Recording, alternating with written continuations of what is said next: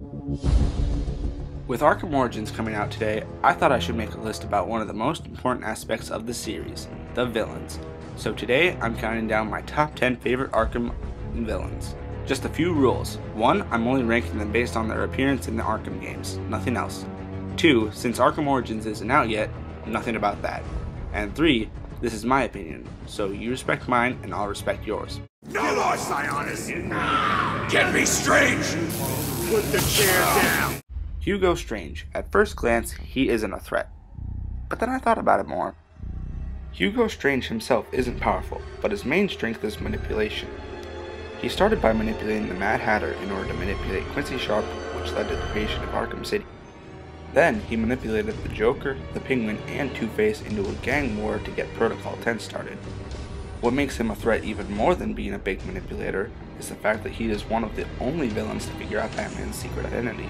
I mean, when you've got that leverage, you instantly become a very big threat. It is good to be back together, brother.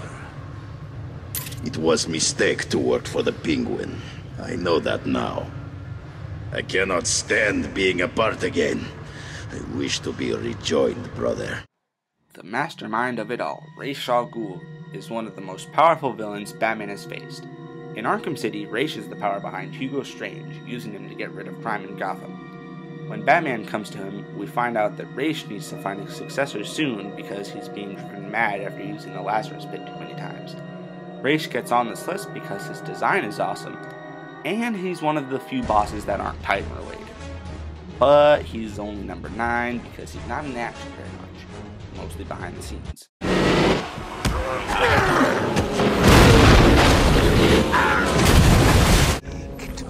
Tick-tock. Is that a crocodile I hear? In Arkham Asylum, you see Killer Croc almost right off the bat, and seeing how huge he is causes you to dread the moment you actually face him.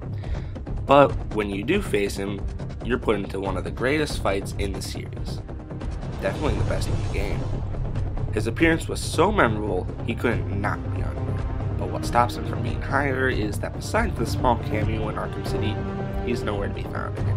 Good point. I mean, it's not like he has a reputation for breaking free of traps and smashing people's faces. Oh no, that's right. That's exactly what he does. If Croc's number 8, the others must be big in some way. And when I first played Asylum, Zsasz jumped straight up the list. Zsasz is a psycho killer who saves people by murdering them. Then he cuts tally marks on his skin. What made him so memorable was that he was so different from any of the other villains I've seen from Batman, since I haven't read the comics, which made this guy come out of nowhere. Also, his design just looks awesome. Hey, but you look just like Bruce Wayne.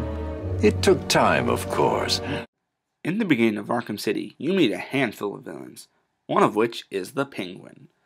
2 things I like about the Penguin is his design and his personality. So, Batman, you here for the cops, the Iceman, or me? Penguin, while not being very strong himself, has 2 powerful beasts, Solomon Grundy and Tiny the Giant Shark.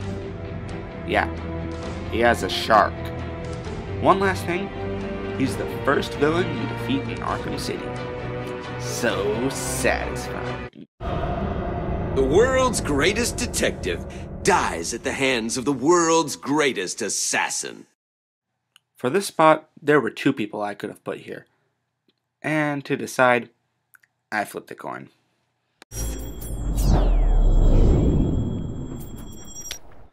Two-Face. How can you not like Two-Face?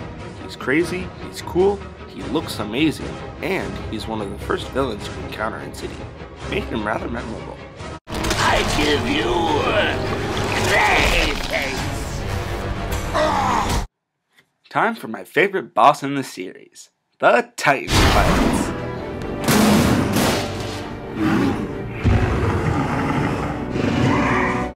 Chill guys, I was kidding. The real number 4 is Mr. Freeze. Mr. Freeze is more of an anti-hero than a villain because he does all of these villainous acts to save the life of his wife. In Arkham City, he is forced into helping the Joker because he has his wife.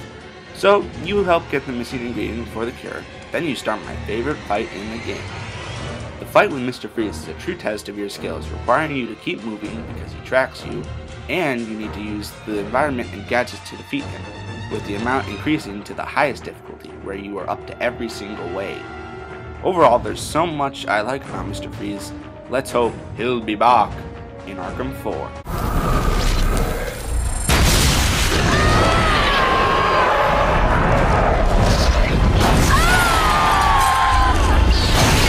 When you ask someone what their favorite part of Asylum is, most people either say Killer Croc or this.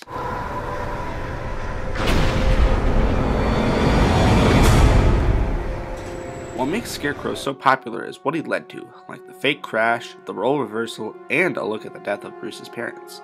His powers make him one of the biggest threats to Batman ever, and his design is just awesome. I mean, no one's got nothing on this. Die, you big ugly bat!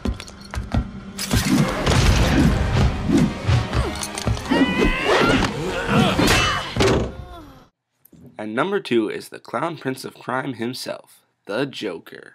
Inconceivable! That's impossible! Ooh, I want answers, damn it, now!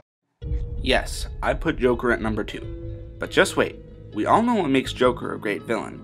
But think about it for a second. The one thing every gamer in the Arkham games wanted to do was fight the Joker. You know, 1-to-1. But we didn't get that in Asylum. We got a stupid Titan Joker, and in City, we fought the Joker. But then it turned out we were fighting Clayface, which ruined the satisfaction of the fight. That's the only reason Joker is number 2. But hey, maybe after Origins comes out, I might change my mind. But for now, this is where he is. All we need now is a finishing touch. A special new hat. Just for you. Wait, who could possibly be higher than the Joker?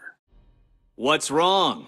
Has your primitive brain given up and accepted that I, the Riddler, am better than you? Yeah, that's right.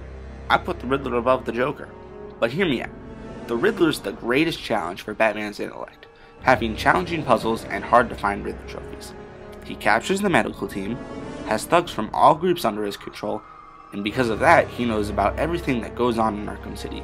I mean, he even knows about Strange's Batman costume, and the way he's portrayed is perfect. Oh no! Where have they gone? Could it be that while you were out doing what you do, I, the Riddler, snuck in and took all those poor, stupid fools? One last thing, I'm not saying the Riddler is a better villain than the Joker, I'm just saying I liked his appearance in the Arkham series better than the Joker's.